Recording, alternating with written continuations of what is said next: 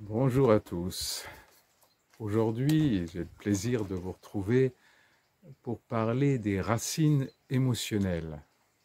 Ce que j'appelle racines émotionnelles, ce sont nos émotions les plus profondes de notre histoire ou des histoires de nos ancêtres, de notre culture, que nous avons vraiment très au fond de nous-mêmes. Donc tout chemin spirituel, toute thérapie amène à retrouver nos émotions anciennes, nos émotions enfuies. Et donc c'est tout à fait normal de voir remonter des sensations qu'au début on peut trouver désagréables, qui sont simplement des manifestations de notre corps, de nos corps émotionnels en particulier, et qui peut perturber aussi notre corps physique et nos émotions et notre respiration surtout. Voilà, donc dans ce chemin que nous suivons et que nous découvrons avec des fois émerveillement, tout ce qui est enfoui en nous et qui va remonter à la surface et qui est des fois bien agréable, surtout si ce sont des émotions, des intuitions spirituelles et des émotions de joie profonde quand on comprend la beauté de l'existence.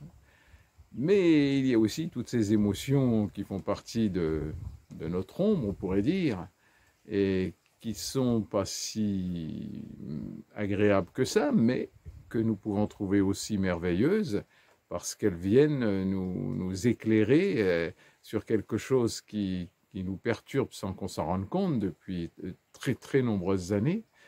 Et donc, on devrait s'émerveiller de ces émotions, ces racines émotionnelles. Alors, il y a des tas de thérapies de toutes sortes qui essayent de faire remonter ces émotions enfuies. Personnellement, dans mon histoire, j'ai fait énormément de techniques, des rebirths, des trans, vraiment beaucoup de techniques qui avaient pour but, en théorie, de faire remonter ces émotions de façon allez hop, on y va. Et je pense que pour moi, ça a plutôt renforcé mon système de défense, car je n'étais pas prêt tout simplement à revivre ça, surtout à cette si grande puissance émotionnelle qu'il y avait en moi.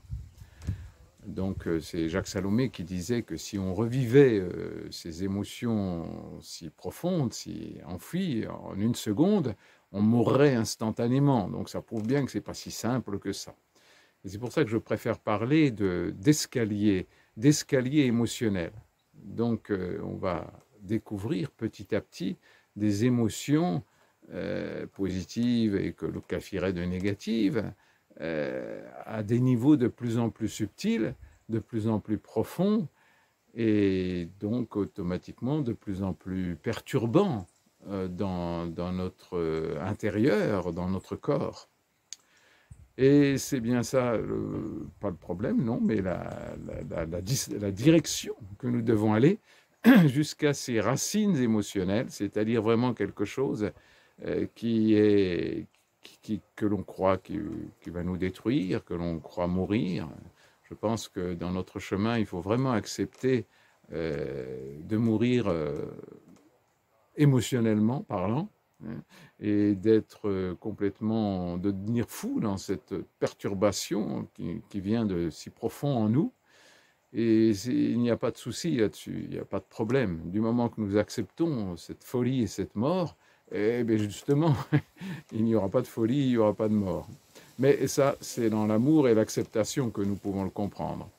Donc c'est en descendant cet escalier émotionnel profond qu'on apprend justement à accepter, à aimer toutes ces perturbations qui vont augmenter, qui vont aller vers des profondeurs inouïes.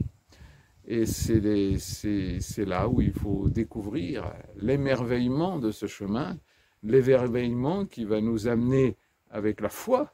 C'est pour ça qu'on parle de foi dans toutes les religions.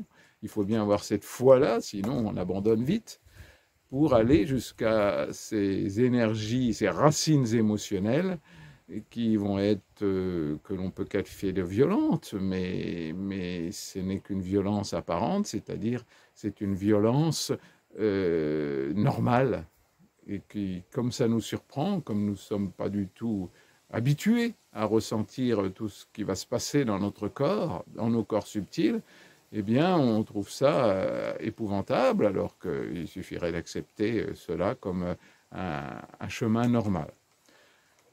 Voilà, ben, je vous encourage, comme je me suis encouragé moi-même, à descendre cet escalier jusqu'à nos racines émotionnelles avec le rythme que nous avons besoin. Donc, pas trop vite, mais il faut penser bien sûr à la méditation qui est capitale et la respiration.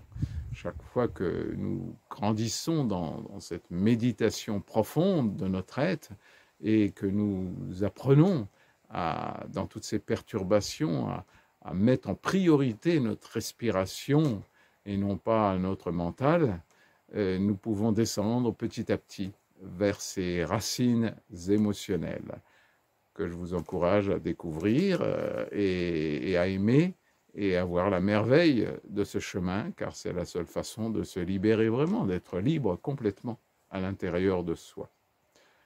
Voilà, ben je vous embrasse, je ne peux pas faire mieux, plein d'amour et toujours plein de soleil dans votre cœur. Au revoir.